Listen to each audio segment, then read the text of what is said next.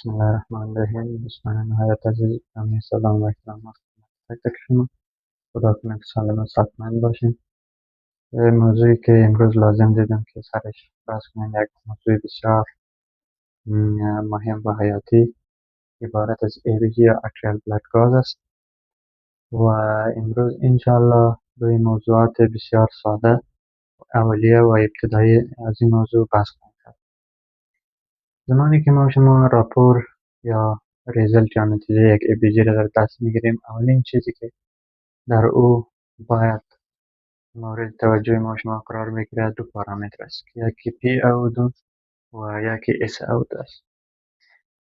حالی PaO2 و SaO2 چی هست؟ PaO2 عبارت از اون مقدار اکسیژن و یا مولکول های آزاد اکسیژن است که در داخل دوران خون به صورت آزاد وجود دارد.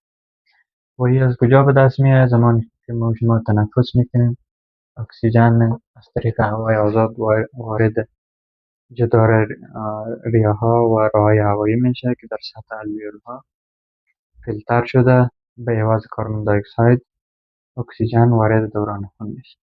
حدود نرمال ازی در اکثر رفرنس ها 80 تا 100 قابل قبول گفته شده و این به ما شما چی را نشان میده؟ PaO2 نشان دهنده ای است که آیا در سطح ریه‌ها و جدار الوئول‌ها کدام مشکلی وجود دارد یا نه. معنی این است که اگر PaO2 در ABG کم بود، به دکتر این نظریه را میده که مشکل در سطح ریه هاست، یعنی مریض مصاب عدم کفایت تنفسی است و further investigation باید روی مسائل تنفسی، امراض تنفسی و یا عواملی که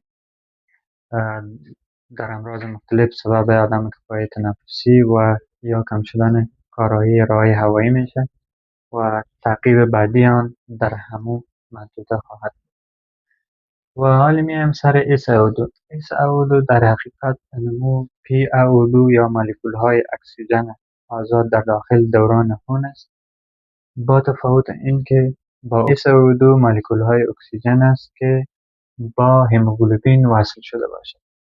نرمال سچوریشن اکسیژن از 94 تا 100 می باشد. یعنی اگر مشکل در اتصال وجود نداشته باشه و تصممات و امراض که سبب از این پروبلم میشه وجود نداشته باشد، باید اکسیژن آزادی که در دوران خون است 94 تا 100% با سطح هموگلوبین وصل بشه به خاطر مصرف امواج و حجرات. حالا اگر مشکل در بخش اتصال که در بعضی امراض و مسمومیت ها وجود داشته باشد، بناهن سچوریشن پایین میآید و رنج نرمالش هم در اکثر رفرنس ها 94 تا 100، ولی در بخش کلینیک 90 تا 100 قابل قبول است. حالا اگر در ABG PaO2 کم بود، میگیم که مشکل در فیلتر ششها و یا تبادله گازات در سطح ششها است که باید دنبال نتیجه و اینوستیگیشنی باشیم که بیشتر متمرکز بر روی سیستم تنفسی است. حالا آمدیم اگر PaO2 نرمال بود ولی سچوریشن اکسیژن پایین بود، باید به چه چیز فکر کنیم؟ اگر PaO2 نرمال بود و سچوریشن اکسیژن پایین بود، دو موضوع قابل بحث است. اولین موضوعی است که باید به لابرانت و یا لابراتوار دوباره آردر بدیم که کاربوکسی هموگلوبین برای ما تعیین کنیم. کاربوکسی هموگلوبین عبارت از یک نوع هموگلوبین است در افرادی که از سیگار استفاده میکنند و یا کارگرانی که در بخش معادل زغالسنگ و یا کسانی که در داشت‌ها، نانوایی‌ها و با دود و این چیزا سر و کار دارند بیشتر پیدا میشه. و ناگفته نباید ماند که کاربوکسی هموگلوبین 200 برابر اکسیژن فشار تولید میکنه. یعنی چی؟ یعنی اگر اینجا یک هموگلوبین باشه، 200 تا اکسیژن در 4 طرف ازی باشه ولی یک کاربوکسی هموگلوبین 200 برابر ای اکسیژن کاربوکسی هموگلوبین فشار تولید میکنه و اینها را نمیمانه که با HP اتصال کنه. بنابراین به این خاطر است که سچوریشن پایین میاد و کاربوکسی هموگلوبین با تمام سطح HP تماس پیدا میکنه. ولی اگر آمدیم که PaO2 هم نرمال بود، سچوریشن اکسیژن، اما مقدار کاربکس هموگلوبین که به شکل نرمال تا 3% به داخل دوران خون میتونه وجود داشته باشه بود. مرحله بعدی که باید با آن توجه کنیم مت هموگلوبین است.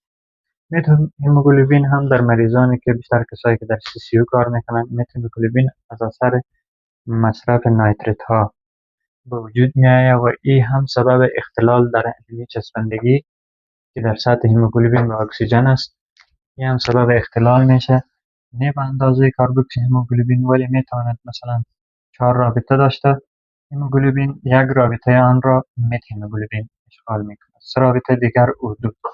بنابراین به اندازه یک رابطه سچوریشن پایین میآید.